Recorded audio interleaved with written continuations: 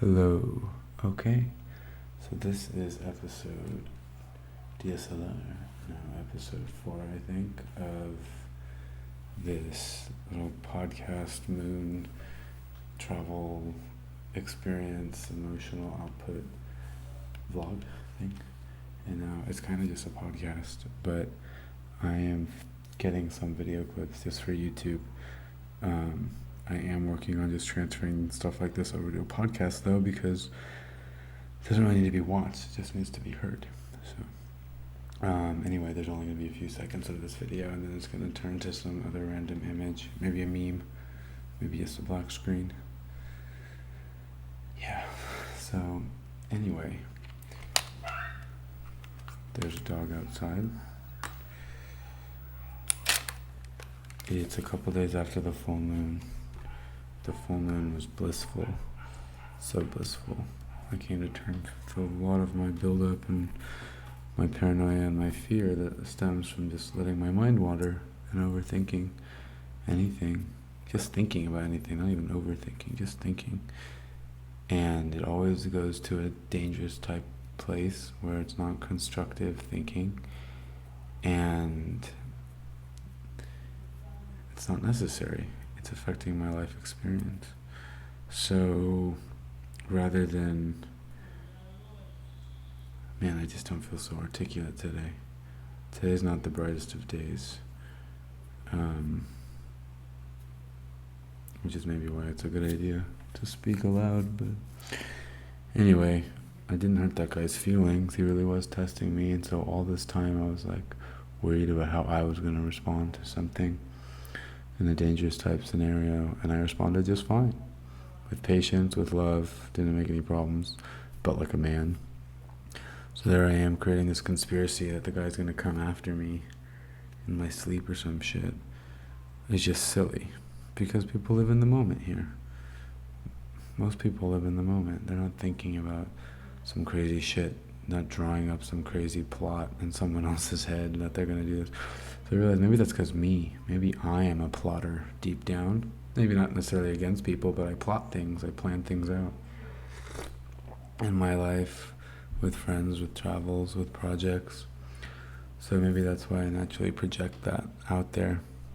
And I guess that's something more to evaluate here in this time, in my vessel on this planet.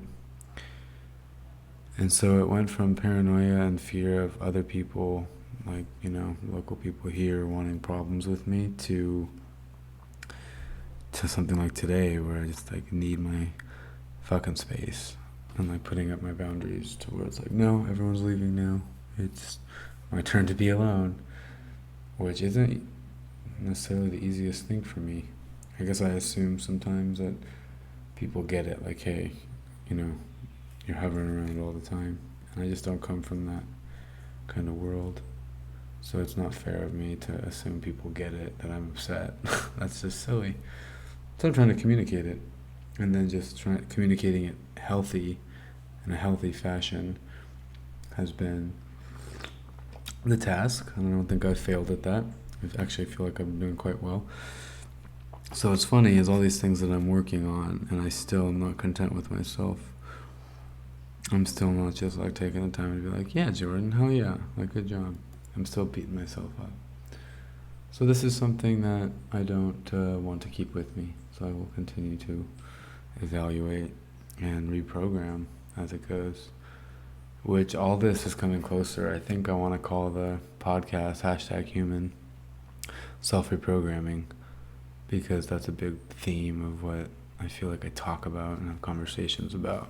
And the podcast medium and all the extravaganza that is my multimedia, mixed social media life, the podcast has to represent one avenue. So the #human self-reprogramming, man, because everyone can reprogram themselves, but you have to create the proper environment. You have to know what you want to reprogram, then you gotta learn how to do it. So that's an infinite fucking potential ways of doing it, and it's not for any one person like me to say, nope, this is what works for me, so everyone's got to do it. No. But there are certain guidelines and tactics to follow in order to become more aware of the dominant energies surrounding us, the dominant dimensions that we're a part of, that play a big role on how we're feeling, on what we're going through, on how we perceive and interact with others. So with hashtag human self-reprogramming, it's different techniques found through travel, through people, through styles of meditation, through fucking art, through even watching videos. Like anything, man. Anything can be reprogrammed as soon as you recognize it. You just have to create the framework. The framework psychedelic. For constant reprogramming, for constant ease in a global society, always connected, yet still present. It's crazy. It's like it's the new evolution of humans, really. It's like, we can't be fully connected to the world digitally if we can't do it on a real life level, man. And that's what I'm going through. Like, who am I thinking of trying to communicate to people around the world when online through videos, when I have trouble with it in real life? But it's all good because I'm working on it, and it's kind of like my mission. My mission for me becomes my project, and that is what is shared with the world. And that's cool. I think that's what art is, and I feel like it makes me happy to finally be in this position in life where I'm literally just doing what I want to be doing day after day, month after month. And that is what is actually appealing to other people. And that is what I'm turning into my professional life, as it were. And it's, the details are like figuring themselves out. I'm not even fucking too worried about money and stuff, but like resources are always coming my way just as they need to. I'm going to Hawaii for free, to a 7-day permaculture retreat for free. Like, probably gonna volunteer after. Like, I'm just gonna go spend like a month in fucking Hawaii in winter. No problem. No money, no problem, but it's going. Anyway, day after day. Right now, I'm fucking recording myself podcasting. That's just silly. But whatever, it's what I want to do. And it needs to be done because these conversations that I have with myself and with others need to be shared. Even if just 1 or 2 people watch them. Who cares, man? The show must go on. And then all my little Snapchats and all my little Facebook videos and then the YouTube videos, like all this shit. Like, it's fun just to throw it out there. Perception travel videos, like, just share what I see and experience. And depending on what it is I want to be sharing, there's a different format for it. So that's cool. And different people receive it differently, depending on their wiring. Not even their wiring, their programming. So then the next question is, after you're able to self-reprogram, what about self-rewire? You come to see it's kind of the same thing. Because what you twist around with your perspective, that way so-and-so think is in our mind, through our senses and organs of perception, that's really a product of your body. And they hold hands, so rewiring, reprogramming is the same thing. And I'm pretty sure there's some neuroscience and some fucking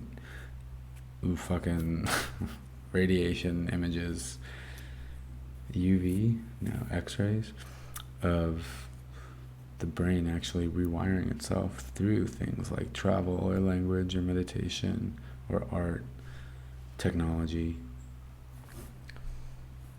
nature.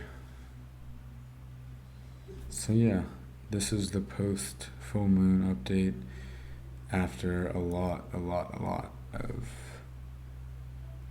already talking about this with a bunch of people. I've already regurgitated it all, but it's good. Things are piecing themselves together for the nonprofit charity, for my life, for the school here, for the future of both the nonprofit charity and the school here, and people that are getting interested in my social media stuff. It's cool. It's really beautiful how life and the universe synchronistically open up to you at the same time, through people, through places, through opportunities. If it's all part of the same motherboard. Yeah, man. All right, see ya.